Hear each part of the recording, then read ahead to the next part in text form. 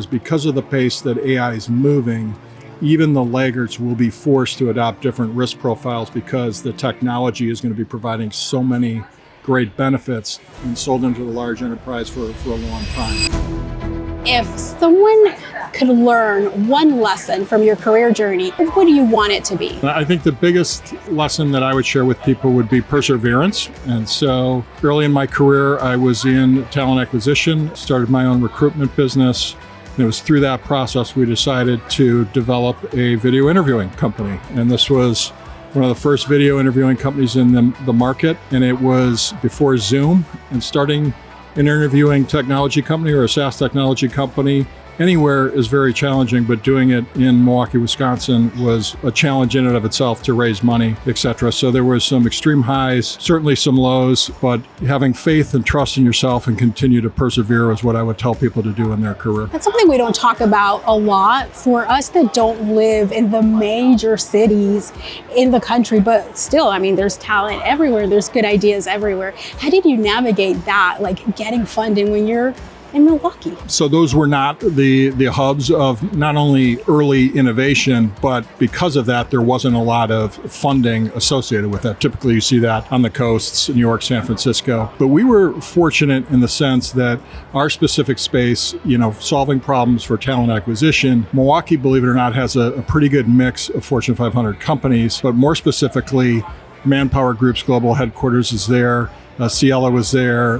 Kelly Services had a large presence there. So there were organizations that needed our technology. And when we started to get some early adoption, the money followed. Perseverance, right? And just keep doing and believing in what you're doing. How has that led you to where you're at right now? By persevering, you start having success. And so success fuels greater opportunity. And we were able to grow Montage as a business. We had a successful exit in 2019. But more importantly, persevering. And I just got to meet so many wonderful people. And the talent acquisition community, especially when you sell into a large enterprise, becomes a very tight-knit group. Having that success, we sold the business and it's led to many other opportunities, and it's one of the reasons I'm at Ribbon today. It just seems like that video interviewing to AI interviewing is the natural extension. It's just a decade later, but kind of the same issues that people were worried about with video interviewing around, will candidates like it? Will it be adopted? Is it compliant? Are the same things we're seeing with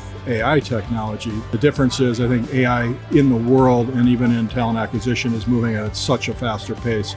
We expect the adoption to happen very, very quickly. Do you think as an industry as a whole, are we adapting at the rate that we should be adapting? Adapting it should be. Every organization, with all technology, there's early adopters and there's laggards. And for some businesses, that's served them extremely well. I think the difference is, my perception is because of the pace that AI is moving, even the laggards will be forced to adopt different risk profiles because the technology is going to be providing so many great benefits that even their competitors are going to use, that I think you're going to see adoption at a much faster pace than you have seen with other technologies.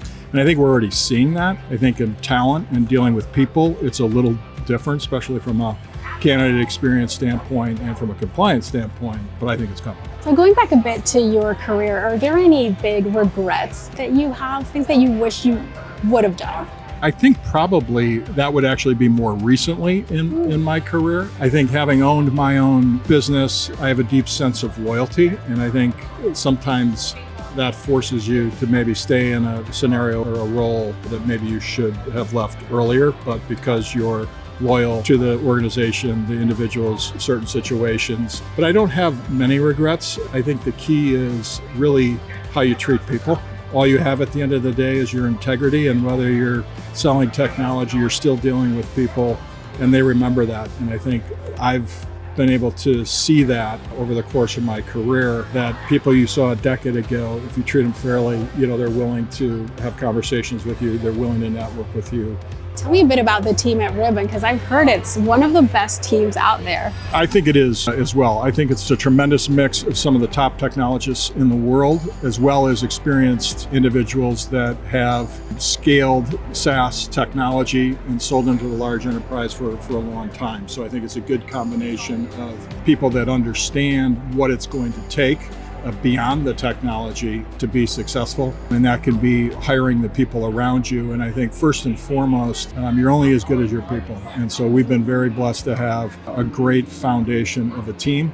And I think that's going to be one of the core things that we continue to evaluate, is making sure that people fit us, and then that will drive our next stages of innovation and success. So we're here at RecFest. We have to talk about RecFest. What are you excited about here? What have you seen so far? I love RecFest. And so it was an old colleague, Deb Andrzejczyk, that was working at Sony. She said, you should come to RecFest. And I feel like I've been to most festivals and I'd never even heard of RecFest. And it's been wonderful. I would certainly recommend it. Ribbon will certainly have a presence here next year. I love the atmosphere. I think it's very laid back. People are very approachable. The vendor aspect is really easygoing. You don't feel like you're being harassed. There's very good content. There's high-level practitioners speaking on relevant topics. And then it's just very casual. I mean, it's outside, food trucks, and so it's a very lively, friendly atmosphere. I love RecFest. It's my favorite conference. I say it all the time. And I think really the atmosphere is what really puts everyone at ease. And you're just hanging out with coworkers from at the water cooler type of thing. I agree, and I think there is a very much of a water cooler atmosphere. I've had more great conversations in the coffee line or getting water or exiting a session, and I think that's different than most venues that you go to. Yeah, really have enjoyed it. Amazing. Thank you so much for this interview. Thank you so much for taking the time. I appreciate it.